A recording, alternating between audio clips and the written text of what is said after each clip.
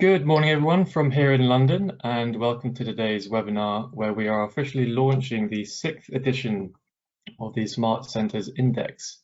And I'm joined today by Mike Wardle, who is our CEO and head of the Indices program at ZN. And for those of you who are new in the audience, the SCI was developed as part of our Distributed Futures program, and it's designed to track the technology and financial centres across the world in support of their readiness for new technology applications. Now, my name is Peter Welsh, a consultant at ZN and program manager at the FS Club. I spend most of my time behind the screen arranging these webinars, but it's a pleasure to be able to chair this webinar today myself. Before we go any further, I'd like to thank all of our sponsors, who you can see up here on the screen. They let us range widely and freely across technology, economics, and finance, and the SCI fits nicely into all of those categories. So, moving on to the agenda, my job is to get out of the way as quickly as I can and hand over to our expert, Mike. But before I do that, some housekeeping notes for you all. The slides are available to download in the chat and on the website, and you'll also find in there a link to the Smart Centres Index 6, so you can go away and have a read yourself. And I highly recommend doing that after the webinar if you can. We'll be posting a recording of the launch webinar on our website within the next 48 hours, so you can share with friends or colleagues. And most importantly, we'll be holding a 20-minute Q&A session after Mike's presentation. So please make sure to send me all of your questions or comments using the GoToWebinar chat function, which you'll be able to find probably towards the kind of right-hand side of your screen there. The messages will all come into me privately, and I'll just feed them into the conversation at the end there. And do feel free to send in your questions while Mike is speaking, so I can arrange them ready for our conversation at the end. So I think that's everything I have to run through. So without further ado, Mike, the floor is very much yours. Looking forward to it. Thank you very much, Peter, and welcome to the launch of the Smart Centres Index 6. I'm Mike Wardle. I'm the Chief Executive Officer here at ZN. And head of indices, looking after our longitudinal research program, particularly those into financial and commercial centres. Just a reminder of the sort of research field in which we are operating. We run the Global Financial Centres Index, which has been running now continuously since 2007, having first of all been based on research we did in 2005. We're now into the 10th edition of the Global Green Finance Index, but this morning we're here to focus on the Smart Centres Index. As Peter mentioned, the index is designed to track commercial centres' ability to create, develop and deploy technology. The aim really is to help investors, governments and regulators view the attractiveness of centres for new technologies and products by looking at how attuned centres and their regulatory systems are to attracting innovation and growth in the fields of innovation and technology. The Smart Centres Index is a factor assessment index. That means we combine two sets of data in putting together the index. The first is perception data. We run a survey which is online and runs 24/7, which asks people questions about the commercial and financial centres which they know about. So that set of perception data is one set of the data we use. The second set of data is quantitative data, where we take 138 different quantitative measures and apply them to each of the countries and centres that we're looking at. And we take those two sets of data, the perception data from the survey and quantitative data sets, and combine them using a machine learning algorithm to come up with the overall rating. And in essence, what we're doing is taking the individual assessments of the centres we're looking at the correlations between that and the quantitative data that relates to that centre. We look at three different aspects when we put together the Smart Centres Index, the dimensions as we call them. First of all, innovation support. This is the approach taken to regulation and government or ecosystem support for the innovation and technology industry. Second, creative intensity, the extent to which technology and innovative industries are embedded in the economy of the centre, the kind of the depth of technological the technological economy.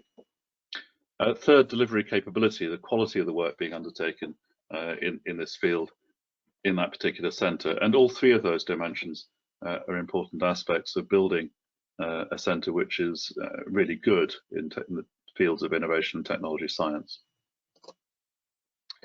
The foreword for this edition of the SCI is written by Professor Sir Anthony Finkelstein, and the kind of themes that he picks out, first of all, is that innovation technology continue to advance at increasing pace. Novel methods, materials and sensing are transforming the physical sciences, but it's the convergence of scientific capabilities that have led to the greatest steps forward. So it's how do you bring together different disciplines, different developments, and re-engineer them into new ways of doing things. And finally, that innovation technology are now critical in geopolitics, whether in growth and prosperity, security and defence, or health and climate change mitigation, and to contributing to the global goals, including the Sustainable Development Goals. And that sets the scene really for the report we're publishing today. So first of all, what do we measure? Who do we measure? There are 75 centres that we feature in the Smart Centres Index 6. You'll see there's a clump of those in Western Europe, another clump in North America, another clump in Asia Pacific, and emerging groups in the Middle East and Africa, in Latin America and the Caribbean, and in Eastern Europe and Central Asia. And I'll come on to talk about each of those regions in turn as we move through the index results. By way of headlines, first of all, leading US centres show a strong performance in this edition of the index, and Asia Pacific centres are generally improving in the index, and they have lagged behind in previous editions of the SCI in Asia Pacific, so it's interesting to see them starting to move up the rankings. New York maintained its first position in the index, with London second, but Los Angeles and San Francisco overtook Hong Kong to go into third and fourth place. And that really shows a demonstration of the strength of US centres in this edition of the index. There's 5 Western European centres featuring the top 10, 3 from the US. Singapore joins Hong Kong at the top 10 among Asia Pacific centres. Following an average increase of 2.3% in the ratings in SCI 5, the average rating in this edition of the index fell by just over 4%, and only 4 centres rose in the SCI 6 ratings. And the current economic shocks in the world economy will have something to do with that. 7 centres rose 10 or more ranking places in SCI 6, and just 2 centres fell 10 or more places. And out of 75, that shows there's there's not a lot of movement and variation between editions, but there are some strengths and weaknesses shown by individual centres. Just having a quick look at the survey respondents that contributes to the SCI community, in effect. First of all, by sector, the largest group of people who respond to our survey are those directly involved in technology, and that's good to see. But the second, professional services, and I guess the way that those two interact, the technological sector and the professional services sector, is important to the way that new technology is financed and structured.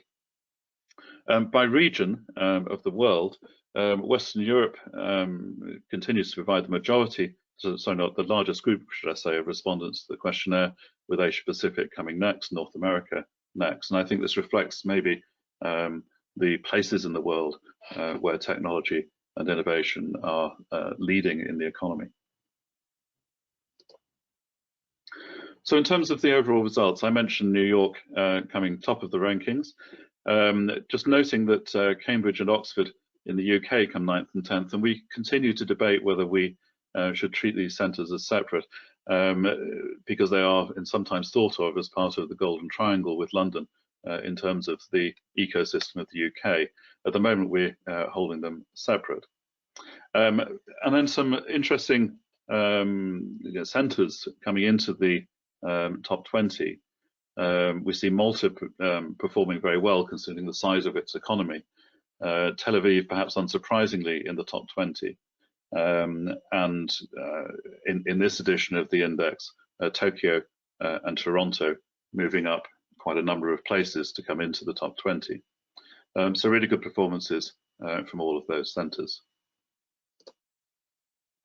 Looking at the leading centres over time, the kind of trend here, the first thing to say is that New York has fallen back a bit in terms of its relative position to London, and the competition between those two centres for innovation technology is very close. As I mentioned at the beginning, Los Angeles and San Francisco have been moving up consistently and have overtaken Hong Kong in this edition of the index. But our top 5 centres really are the leading edge of the innovation economy at the moment. I mentioned the 3 dimensions of innovation support, creative intensity, and delivery capability, and we track each of these separately for the centres in the index. And you'll see that leading centres generally have a good balance between these factors, but there are slight variations. So, for example, again, within that top 5, although Los Angeles and San Francisco come above Hong Kong, Hong Kong is doing better in terms of innovation support. So we can track sort of quite close differences between the scores in the dimensions. And we'll come on to what that means in terms of regional variation as we go through. So just taking Western Europe in terms of the SDI, these are the top 15 Western European centres by ranking, and you'll see a number of those in the top 20. Outside the top 20, we have Geneva, Stockholm, Brussels, Luxembourg, all within the top 30 in the world. Overall, there's 27 Western European centres in SDI 6, with 5 ranking in the world top 10. 11 centres in the region fell in the rankings, while 16 centres either maintained or improved their rank position. Gibraltar and Milan rose more than 10 places in this edition. Turning to North America, there's 9 North American centres in SDI 6, with 3 in the world top 10. And we've talked about Los Angeles and San Francisco's performance. But it's just particularly worth noting Toronto and Vancouver both rose more than 10 ranked places. So Canadian centres starting to move up the index alongside their US counterparts. And just it's interesting that apart from Boston, all centres in this region maintained or improved their rank position compared with SCI 5. So North America doing well in terms of its regional performance presently. Looking at the Asia Pacific top 15, Hong Kong, Singapore, Tokyo, and Shanghai rank in the top 20. Only 3 centres in the region fell in the rankings in SDI 6, and Tokyo, Chengdu, and Taipei improved more than 10 places. Again, just showing that Asia Pacific is starting to pick up its performance in the SDI, having lagged behind a bit in the past. The other thing to say about Asia Pacific is that overall, generally, Asia Pacific centres score lower for innovation support as one of their dimensions than they do for creative intensity. And as that improves, as the quality of support and regulation in the economy improves, you'd expect to see Asia Pacific centres continue to rise in the index. Moving to Eastern Europe and Central Asia, the centres are shown in the table here. Sofia overtook Prague as the leading centre of the region, although both of those centres lost ground. And Istanbul was the only centre in Eastern Europe and Central Asia to improve its position. Astana entered the SCI for the first time, and it'll be interesting to see Astana's performance in Kazakhstan as we move forward.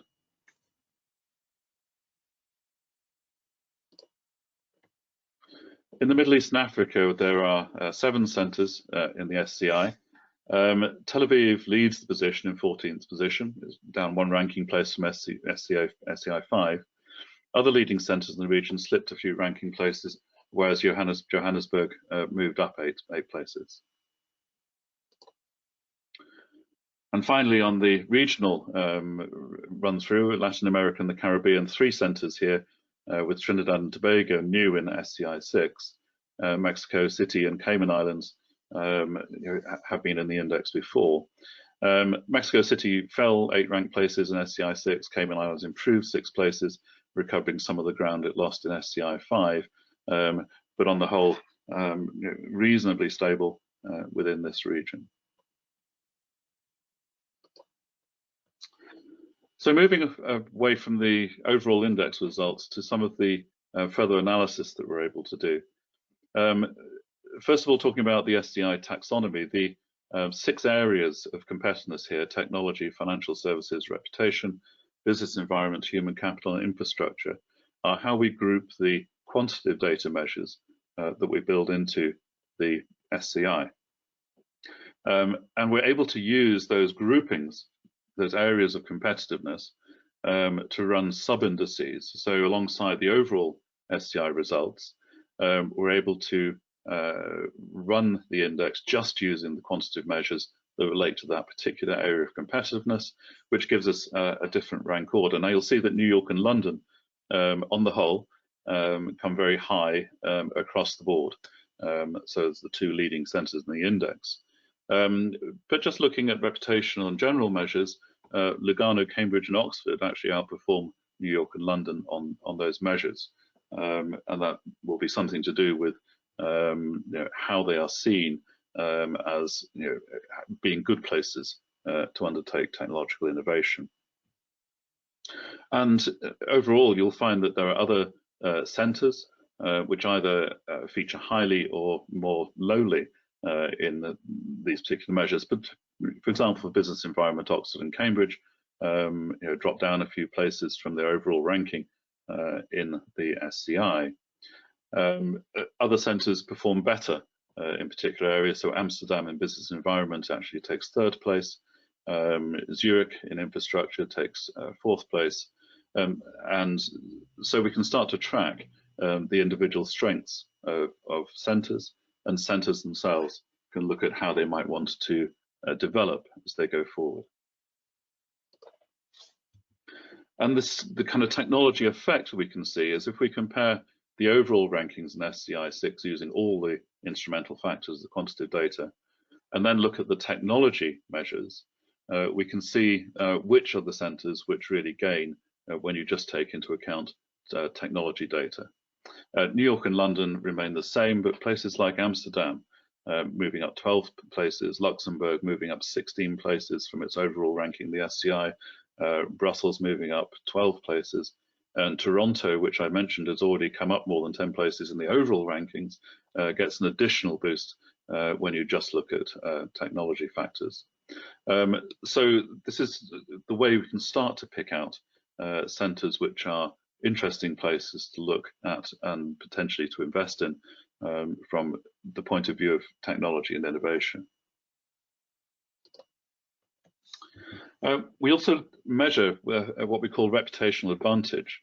So this is separate from the reputation area of competitiveness I mentioned. This is comparing the overall rating in the SCI with the average assessment given to that centre in the SCI survey. And what this effectively measures at this positive reputational advantage is how far the reputation of a centre may well be outstripping the reality shown by the quantitative data. So these centres here have a positive reputation advantage, means that their marketing or the way in which they present themselves may well give them a higher score than would be the case if we just looked at the quantitative data that underlies the index.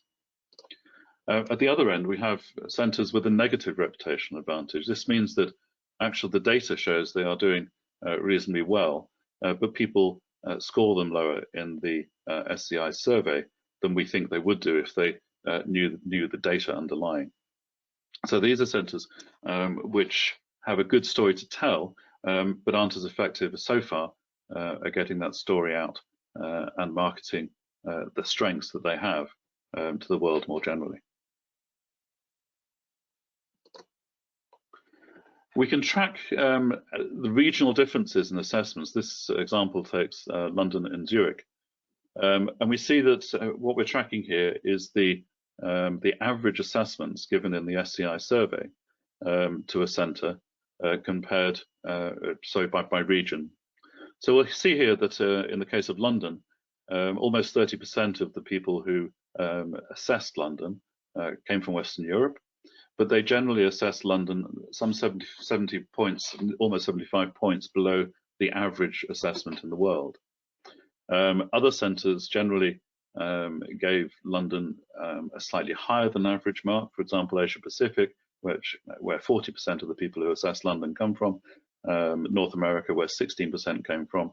The 2% of people who assessed London who came from Latin America and the Caribbean assessed London quite well below average. But then compare that with Zurich, where 47% of its assessments came from people in Western Europe, and they rate Zurich higher than the average, the global average. People in Asia Pacific and North America, which make up the next 40% of assessments, rank Zurich lower. So if I'm working on behalf of London or working on behalf of Zurich, this gives me an indication of where in the world my reputation is high, where it is less high, and where I can do work to explain what I'm doing and hopefully shift that reputational view and that perception of what's going on in my city. We're able to look at the correlation between SCI 6 and the instrumental factors, that's the quantitative data. And this is the list of the top 10 correlated factors with SCI 6. Fintech activity index, so the level of fintech activity seems to be well correlated with technology and innovation more generally. The Global Innovation Index, the Urban Mobility Readiness Index, the Safe Cities Index. So there are a number of measures which suggest that if you're doing well in those measures, you'll be doing well in terms of your technology and innovation development. And if we just look at the correlation with the technology factors, we see that there's the things like e-government development index, the fintech index, smart city e-participation index. So these are the things, if you are wanting to be a smart center, these are the things that you want to be scoring well in, because this is where your peers who are doing well are scoring highly. And just a brief word, we use this slide fairly often in talking about the goal of regulation. What we're looking to do is, in regulation, is to avoid low incentives, avoid high costs of compliance, and make sure that the regulatory approach provides optimum support for sustainable innovation. And the places that get this right, we think, are those that will do well. I mentioned right at the beginning, when I was talking about Anthony Finkelstein's forward, that he picked out the pace of technological change as one of the key issues. And we asked people in the SCI survey how quickly quantum computers will be able to break current public key encryption. And that hasn't happened yet, but interestingly, within our audience, 2/3 thought that would be within 5 years. 40% of those thought it would be within 3 years of now. And so amongst our community, at least, people see the pace of technological change starting to have real world effects on the way in which technology is used in our lives over the very short term. Just wanted to bring out one fact that we are sometimes surprised that Chinese centers don't feature as high in the index as might be expected, because if you look at the number of patent applications filed by country, they are well out in front in terms of patent applications. We think this is, as I mentioned, because the systems of innovation support are not yet as well developed in China as they are in some other parts of the world. But we think that over time, that is likely to shift. So thank you very much for your attention. We do have some time for questions, and Peter, over to you. Mike, that was fantastic. Thank you very much for that. It's a fascinating canter through the results of this edition of the SCI. I've got a few questions here. It was interesting to hear the 4% overall drop in ratings in this edition. I don't think we've seen a drop quite that sharp for a while, or at least since the initial COVID lockdown. We've heard a lot recently about business confidence globally being very low at this point of time. And also that a lot of tech companies around the world have been cutting their global headcount. With this loss of confidence, do you see any signs that some tech powerhouses might begin to be struggling in places like San Francisco or anywhere like that? We don't see that yet. I mean, I think this is likely to be the rating drop, or is likely to be a result of a general nervousness, given the shocks we have at the moment in the world economy, coming from the war in Ukraine, and coming from the after effects of COVID and supply chain difficulties, energy inflation, etc. So it's more likely to be that kind of general picture that's driving people's views, rather than concerns particularly about tech companies. The thing about tech hubs and tech companies is that they are used to businesses upsizing, downsizing, failing, moving on, and new companies coming out of that mix. And one of the things that drives performance in this area is the clustering of people. And there's a fair amount of academic research demonstrating the cluster effect, that where you have clusters of people, whether they are in technology or in finance or in sales or whatever it is, you get innovation happening simply through the clustering. So I don't yet see a threat to the major centers of innovation. Indeed, San Francisco and Los Angeles is doing very well in this edition. And I think it's much more to do with the general view about the world economy and the shocks that we are facing. Perfect, thank you. Talking about centres that have been doing quite well, I noticed you mentioned at Istanbul in the report was one of the only centres in Eastern and Central Europe to improve its ranking in this edition. Given the massive levels of inflation we've seen in Turkey at the moment, why do you think Istanbul is doing so well, and what's caused this rise? I think that there's a couple of things. I mean, first of all, there's been a lot of investment in skills in the country, and that is, I think, starting to pay off. The second is that there's a huge amount of investment in infrastructure, and so the quality of technical infrastructure in Istanbul, alongside the physical infrastructure, has been improving over time. So I think it's the investment that's been made in technology, both in skills and hard infrastructure, which is likely to be showing up in the index results. And certainly in the region, maybe other centres have been more affected by the current state in terms of the war in Ukraine. And so that's my instinct as to what it is. I'll be interested to watch the trend into the next editions of the SCI and to see if that continues. Thank you very much. Another question here. Singapore has joined Hong Kong in the top 10 Asia-Pacific regions. And we've heard in the past that Singapore has been an early supporter of the crypto world. But after the first big blow up of a trusted crypto exchange, FTX, recently, do you see this having a knock-on effect to its ranking in the next edition? And related to that question, have we seen more support now for centres who have focused on beefing up their regulation of crypto and similar sectors like that? Well, it's an interesting set of questions, and crypto is particularly big, obviously, in finance, and this index goes quite a lot wider than just the financial aspects. However, there are a number of systems across the world which are aiming to regulate crypto assets better, and almost any where I'm talking to in the world is having a conversation about how crypto needs to be brought within systems of regulation, so as to offer protection to consumers and to make sure that assets that are held in digital format are held safely. And Singapore is no exception, that those conversations are taking place. They're taking place in the regulatory systems in Singapore. They're also taking place between Singapore regulators and other regulators, as regulators are trying to learn from each other in this space.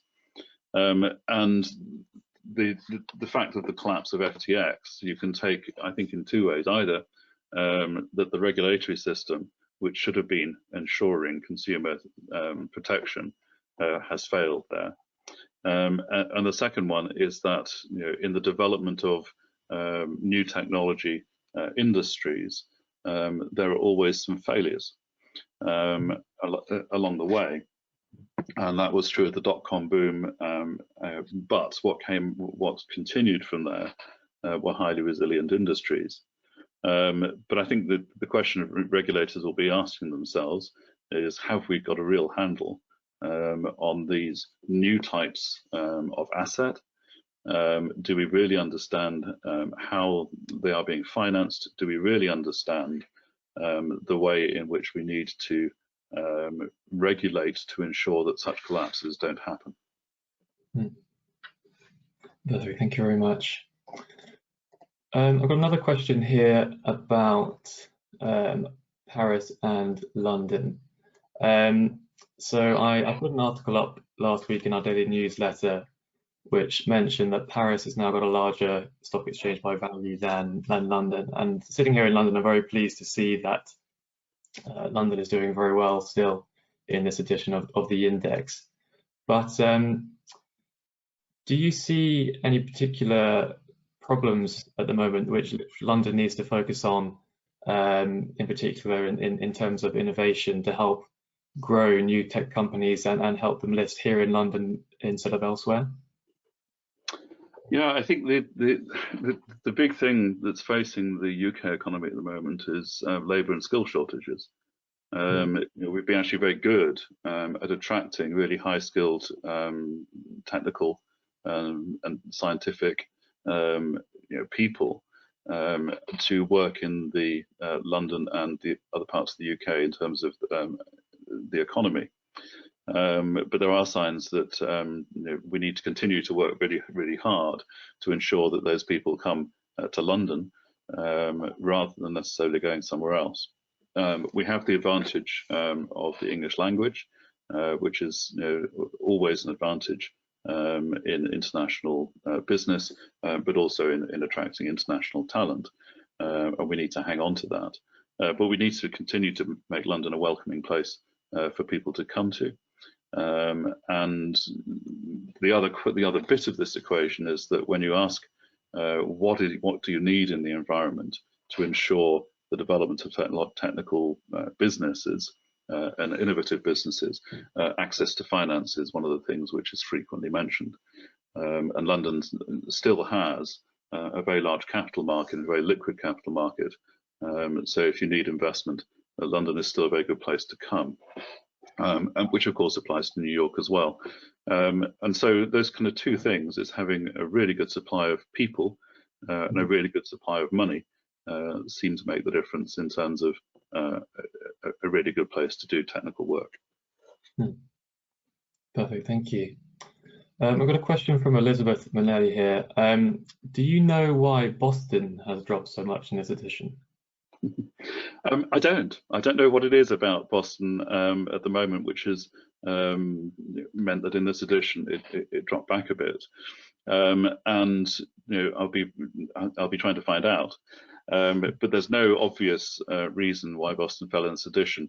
I'll be watching for the next edition to see whether this is a trend or whether this is simply a blip in the data on this occasion. But those of you who think that Boston should be scoring higher, please go and take our survey and make sure that you assess Boston alongside other centres in terms of its strengths. Thank you. And again, focusing on some more centres specifically, You mentioned earlier that North American centers are doing particularly well in this index. They've seemed to have weathered the last 6 months particularly well for various reasons. And quite a few have now overtaken Hong Kong in the index. Can you expand a little on the causes of that, and what could you say to Hong Kong that they need to do to try and regain their top spot in the index? I think that, yeah, the first thing to say is that the results are quite close. If you look at the rating numbers, there's not very many points out of a scale of 1,000 separating centres, and so it's not as if there's been the North American centres are pulling away from the others.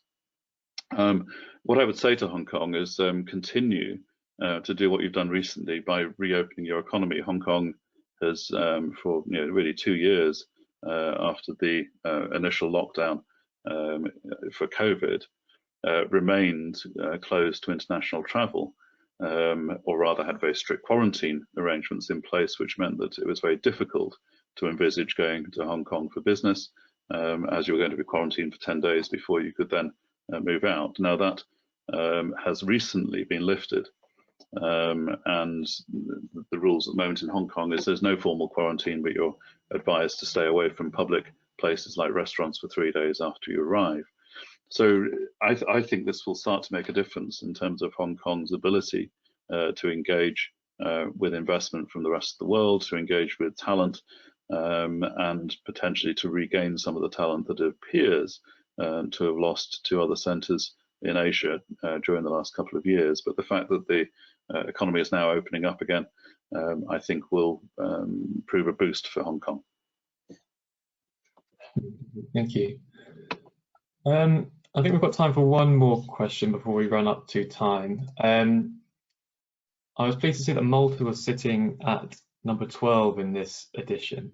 I've never seen Malta as probably a tech centre. I've been there diving a couple of times, but I don't see it as a centre for tech businesses as I would some other capitals in Europe. Can you shed any light to what Malta is doing right at the moment, and how they're doing so well at attracting business over towards them?